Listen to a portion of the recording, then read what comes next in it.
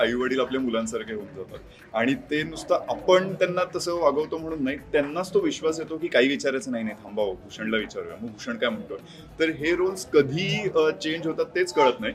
तर असं हे नातं आहे आणि खूप गोड नातं आहे. आम्ही भांडतो सुद्धा तेवढंच. म्हणजे बऱ्याच वेळेला आपण विचारतो की कधी वडिलांना आय लव्ह यू म्हटलंय का, तर आम्ही रोज म्हणतो. मी आजोबाने जाऊन पाप्या घेईन, मिठ्या मारीन, आई घरातनं निघताना पाप्या घेईल. तर त्यामुळे खूपच चांगलं बॉन्ड आहे. पण असं होत असताना सुद्धा मला वाटतं त्यांच्यात तरी पण काही अपेक्षा असतात ज्या मिस होतात आणि त्यामुळे मी पण परिपूर्ण एक सुपुत्र असं वगैरे नाहीये. बरेच माझी आत्या वगैरे मला म्हणते श्रावण बाळेस तू आमचा, पण मला नाही वाटत. ही हा चित्रपट पाहिल्यानंतर जाणवलं की नाही, आपल्यात सुद्धा म्हणजे काय म्हणतो अजून अपग्रेड करायला किंवा स्वतःला अजून चांगला एक त्यांचा मुलगा बनवण्यासाठी बेसिक जर चांगले केले तर ते खूप अजून चांगलं होईल. आज हा चित्रपट बघताना खरं तर हे कनेक्ट होत असताना मला आजीची सारखी आठवण येते सिनियर सिटीझन म्हणून. कारण की आई वडील तर नक्कीच सिनियर सिटीझन आहेत, पण आजीशी खूप जास्त एक वेगळाच चांगला बॉन्ड होता आणि एक काय म्हणायचं की खूप तसं वेळ तिच्याबरोबर घालवलाय. तिच्या आवडता पत्त्यांचा डाव असो, ती कधी मामाकडे मालाडला आली की मी कांदिली येऊन सारखं तिला भेटायला जाणार. ती माझ्या अवॉर्ड शोजला होती, माझ्या प्रीमियरला होती, गोंदियालरेच्या शूट बघितलंय. प्रत्येक एक एक अख्खं म्हणजे मला वाटतं मी सगळ्यात लकी नातू आहे ज्याला आजीचा इतका सहवास मिळाला. पण एवढं करून सुद्धा एक असा एक क्षण होता ज्याच्यात आम्ही सगळे फॅमिली व्हिडिओ कॉलवर भेटणार होतो आणि त्या दिवशी मी खूप दमलो होतो आणि झोपून राहिलो आणि त्या व्हिडिओ कॉलवर मी आलो नाही. आणि तो खरं तर शेवटचा एक हे होता ज्याच्यात मी आजीला बघू शकलो असतो. कारण की दुसऱ्याच दिवशी आजीचं निधन झालं आणि ती खंत कायम राहिली. अनेक वर्षांपासून खरं तर महेश सरांचा कॉल आला होता वेगवेगळ्या प्रोजेक्टसाठी आणि मी नेहमीच तयार होतो. कारण काय खरंच सरांबरोबर काम करायचं होतं आणि खूप जणांकडून हे ऐकलं होतं. त्यामुळे असं वाटत होतं की मला करायचंच आहे काम.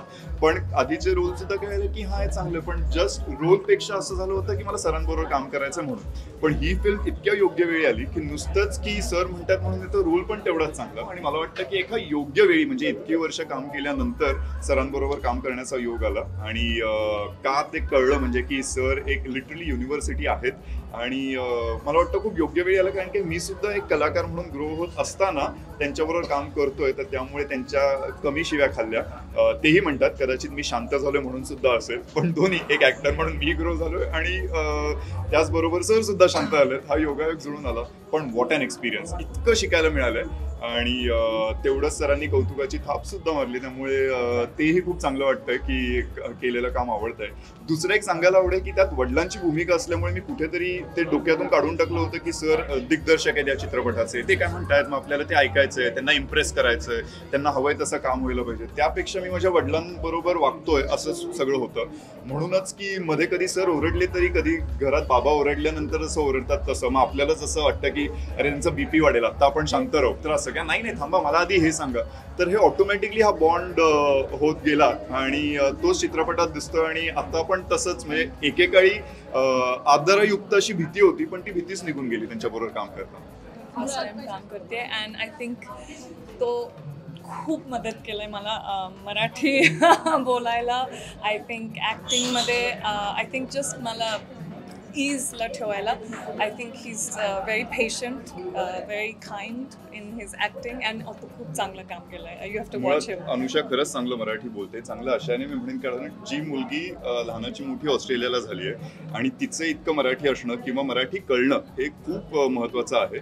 आज आपण पटकन एकदम हसतो, कोणाचे उच्चार वेगळे, तर खूप असं वेगवेगळे ॲक्सेंट्स असतात आणि या रोलसाठी अवनीसाठी अनुषा इतकी परफेक्ट आहे. कारण काय एक साऊथ मुंबईमध्ये राहिलेली मुलगी आणि हलकासा आजकाल तो एक ॲक्सेंट असतो, सगळ्यांचाच नाही पण बरेचसे कॉन्व्हेंटमध्ये शिकल्यानंतर, माझं सुद्धा तेच होतं, मी कॉन्व्हेंटमध्ये शिकलोय पण आईच घरी मराठीची शिक्षिका असल्यामुळे तो कधी ॲक्सेंट आला नाही. पण असा हा रोल इतका परफेक्ट मॅच झालेला आहे आणि ते चित्रपट बघितल्यानंतर कळेल की उत्कृष्ट काम केलंय. आणि सोपं नसतं की आपल्याला माहिती असताना की आपल्याकडे थोडी हेट्रेड येणार, लोक थोडे आपल्याला शिव्या घालणार, पण हरकत नाही, ते घेईन कारण की ही गरज आहे आणि असे आपण अवतीभोवती बघतो.